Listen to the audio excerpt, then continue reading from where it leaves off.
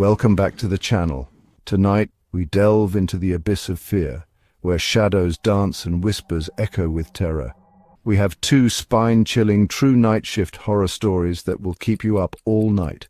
Stories from those who faced the darkness and lived to tell the tale. The Night Shift. A time when the world sleeps and shadows stretch, reaching out with unseen fingers. A time when those who dare to work in the darkness often find themselves face to face with the unknown. So sit back, turn off the lights, and get ready to be terrified. Let these stories remind you that when the sun goes down and the world sleeps, something wicked this way walks.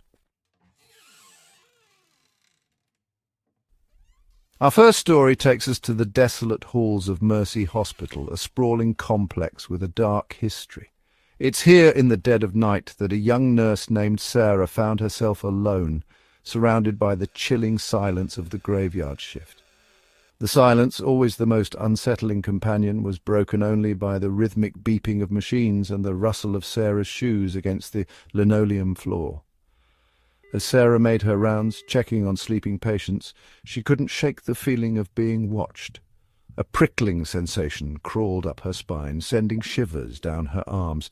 It started subtly, a flicker of movement in the corner of her eye, a cold spot that sent a shiver down her spine. But as the night wore on, the occurrences grew bolder, more insistent. One night, as she passed the darkened doorway of room 302, a room left vacant for years, she heard it. A soft, mournful sigh, as if carried on the wind. Heart-pounding, Sarah froze, her breath catching in her throat. She strained to listen, her ears searching for any sign of life in the oppressive silence. Gathering her courage, Sarah slowly pushed open the door to room 302. The air inside was stagnant, heavy with the scent of decay and the weight of forgotten memories. Moonlight spilled through the dusty window, casting long, eerie shadows across the floor. The room was empty, just as it had been for years. But as Sarah turned to leave, she caught a glimpse of something out of the corner of her eye. A figure, tall and gaunt, shrouded in shadows, stood at the foot of the bed. Panic surged through Sarah as she stumbled back, her hand flying to her mouth to stifle a scream. The figure remained motionless, its features obscured by the darkness. For what felt like an eternity, Sarah stood frozen in terror, her mind struggling to comprehend what her eyes were seeing. Then, as quickly as it had appeared, the figure vanished, melting back into the shadows. Shaking and breathless, Sarah fled the room, her mind racing. She had heard the stories, the whispers of the hospital's haunted past, but she had always dismissed them as mere superstition. Now she knew the truth. As the nights wore on, the occurrences grew more frequent, more intense. Doors slammed shut on their own, lights flickered erratically, and disembodied voices whispered her name in the dead of night. One particularly harrowing night, as Sarah sat at the nurse's station, her back to the hallway, she felt a cold, clammy hand clamp down on her shoulder. She whipped around, her heart leaping into her throat, but there was no one there. The phone on the desk rang, its shrill tone piercing the silence. Sarah hesitated, her hand trembling as she reached for the receiver. "Hello?" she answered, her voice barely a whisper. A raspy voice filled with static and an otherworldly chill responded, "Get out, while you still can." The line went dead. Terror gripped Sarah's heart, squeezing the air from her lungs. She knew then that she was in grave danger. The hospital, once a place of healing, had become a prison of fear, and she was its captive. Desperate to escape the horrors that plagued her, Sarah confided in her colleagues, but they dismissed her claims as exhaustion or an overactive imagination. They had grown accustomed to the strange occurrences, accepting them as part of the hospital's eerie charm. But Sarah knew better. She knew that something sinister lurked within the hospital's walls, something that fed on fear and despair, and she was its next target. Night after night the torment continued, each encounter more terrifying than the last. Sarah's sanity began to unravel. the line between reality and nightmare blurring with each passing moment, and so the legend of Mercy Hospital lived on, a chilling reminder that some places are best left undisturbed, especially after the sun goes down. Our next story takes us from the sterile halls of Mercy Hospital to the fluorescent-lit aisles of a lonely convenience store on the edge of town. Here, amidst the candy bars and soda pop, a young man named Jake found himself face to face with the unexplainable. Jake had taken the night shift at Eddie's Quick Stop for the extra cash, the solitude a small price to pay for a little extra spending money. Little did he know his nightly vigil would soon transform into a terrifying fight for his sanity. The night started like any other, the bell above the door chiming merrily as the occasional insomniac or truck driver wandered in, seeking solace in a bag of chips or a warm cup of coffee. But as the hours ticked by and the world outside grew quiet, a palpable sense of unease began to creep into the air. It started subtly. The radio, always tuned to the local oldies station, would crackle and spit, the music interrupted by bursts of static and garbled voices that seemed to whisper Jake's name. He'd shake his head, attributing it to an old antenna or faulty wiring, but deep down a seed of unease had been planted. Then there were the shadows. The store, brightly lit inside, cast long, distorted shadows that danced and writhed at the edge of Jake's vision.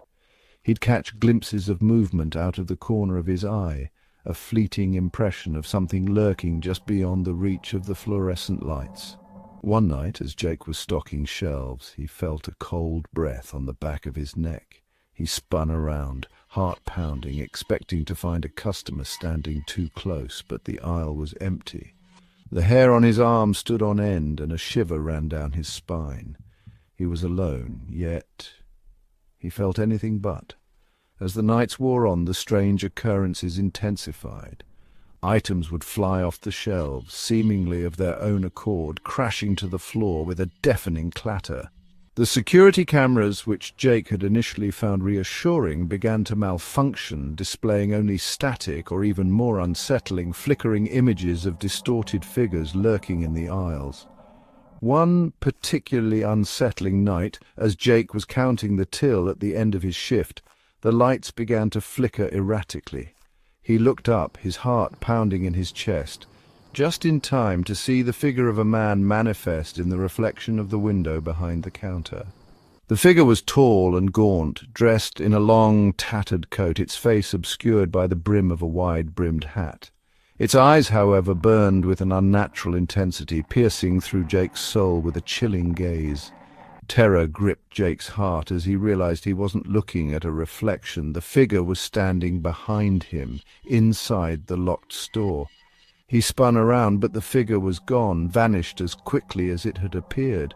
Shaken to his core, Jake tried to rationalize what he had seen. He had heard the stories, the whispers of the old convenience store being built on cursed ground, but he had always dismissed them as local folklore. Now he wasn't so sure. Desperate for answers, Jake confided in his co-worker, an older woman named Martha, who had worked at the store for years. To his surprise, Martha didn't scoff or dismiss his claims. Instead, she listened patiently, her eyes filled with a mixture of sadness and understanding. "You've seen him, haven't you?"